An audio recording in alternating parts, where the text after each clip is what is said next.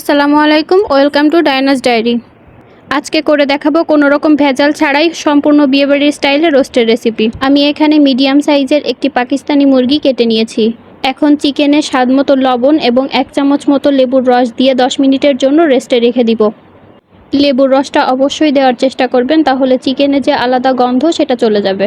এখন রোস্টের মশলাটা তৈরি করে নিব। আমি রাঁধুনি রেডিমিক্স রোস্টের মশলাটা ব্যবহার করব। এটি 35 গ্রামের একটা প্যাকেট। আমি এখান থেকে পুরো মশলাটা ব্যবহার করব না, যেহেতু আমি 4 পিস রোস্ট রান্না করব, সেহেতু এখান থেকে অর্ধেকের একটু বেশি পরিমাণ মশলা নিব। এর ভিতরে 1 কাপ পরিমাণ টক দই এবং কিছুটা পানি দিয়ে মিশিয়ে নিব। গুঁড়া মশলাটি সরাসরি রান্নার ভিতরে না দিয়ে এভাবে টক দইয়ের সাথে মিশিয়ে দেওয়াই ভালো। এখন চুলায় একটি প্যান বসিয়ে তেল গরম করে চিকেনগুলো ভেজে নিব।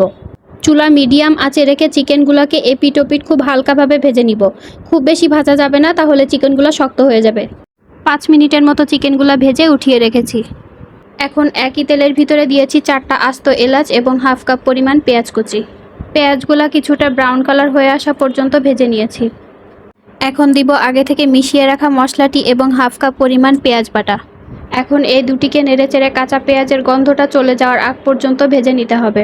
অনেকে বাটা পেঁয়াজটা আগে ভেজে নেয়, কিন্তু আমার কাছে মনে হয় মশলার সাথে একসাথে ভাজলে এর গন্ধটা খুব দ্রুত চলে যায়। এবার এর মধ্যে পানি দিয়ে আদা রসুন পেস্ট দিয়েছি 2 চামচ।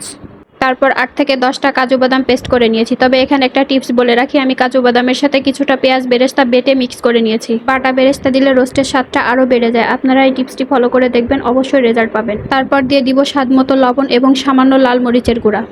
মরিচের গুঁড়া দিলে কালারটা সুন্দর আসে। তারপর মশলাটিকে ভালোভাবে কষিয়ে নিব। এই মশলাটি যত বেশি সময় নিয়ে কষিয়ে নেবেন তত বেশি টেস্টি হবে। আমি মিডিয়াম আঁচে প্রায় 10 মিনিট ধরে মশলাটিকে কষিয়ে নিয়েছি। এখন এর ভিতরে চিকেনগুলো দিয়ে দিব। এখন চিকেনগুলো একবার এপিট ওপিট করে সামান্য পরিমাণ পানি দিয়ে দিব। যেহেতু এটা পাকিস্তানি মুরগি, অল্প পানিতেই সিদ্ধ হয়ে যাবে। বেশি পানি দিলে চিকেনগুলো খুলে খুলে আসবে। এখন ঢেকে দিয়ে কিছুক্ষণ সিদ্ধ হওয়ার জন্য অপেক্ষা করব। ঢাকনা উঠিয়ে চেক করছি, চিকেনগুলো সিদ্ধ হয়ে গেছে। এখন আমি খুব আলতোভাবে চিকেনগুলো উল্টে পাল্টে দিব। খুব বেশি নাড়াচাড়া করা যাবে না, তাহলে ভেঙে যাবে। এই পর্যায়ে 2 চামচ গুঁড়া দুধ পানিতে মিশিয়ে রেখেছিলাম, সেটি দিয়ে দিব। চাইলে লিকুইড দুধ ব্যবহার করতে পারেন, তবে গুঁড়া দুধটি রাখার চেষ্টা করবে, তাহলে বেটার রেজাল্ট আসবে। এখন দিয়ে দিচ্ছি খাঁটি গাওয়া ঘি 1 চামচ, কেওড়া জল 2-3 ফোঁটা। এখন রান্নার একদম শেষ পর্যায়ে দিয়ে দিব 4-5টা কাঁচামরিচ ও কিছুটা পেঁয়াজের বেরেস্তা। তো রেডি হয়ে গেল চিকেন রোস্ট। আমার এই রান্না করা রোস্টটি খেয়ে সবাই প্রশংসা করেছে। আশা করি এভাবে রান্না করলে আপনারা সবাই প্রশংসা পেতে বাধ্য। Thanks for watching. আল্লাহ হাফেজ।